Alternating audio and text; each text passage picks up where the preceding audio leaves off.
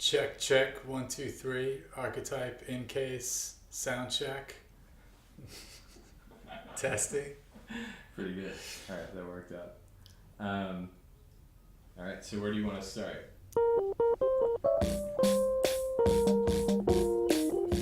I mean, pretty much in my work, I tend to include things that I'm good at or that I enjoy doing. You know, like Todd and I are both sort of like science geeks to an extent where it's just knowing enough to be dangerous kind of thing. My name is Todd St. John. My name is Gary Benzel. My studio is called Hunter Gatherer. This is the storefront that we operate, Igloo.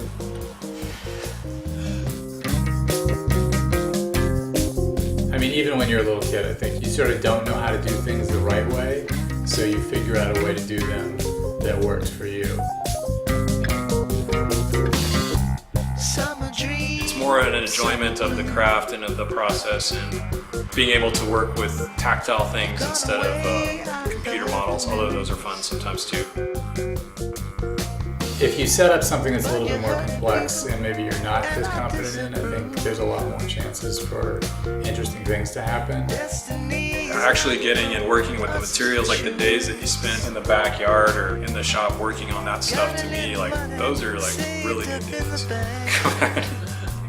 I spend very little time knowing sort of what's going on with the latest camera or software or things like that, and probably more time trying to come up with custom ways of doing stuff.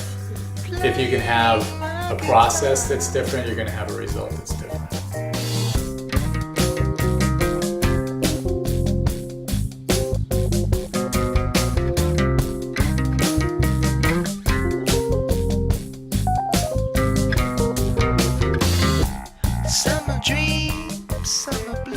The scope of the hunter-gatherer work, sort of an attempt to make, you know, like things that you wouldn't traditionally think of as cool and express those ideas in a sort of interesting or appealing way, ideally.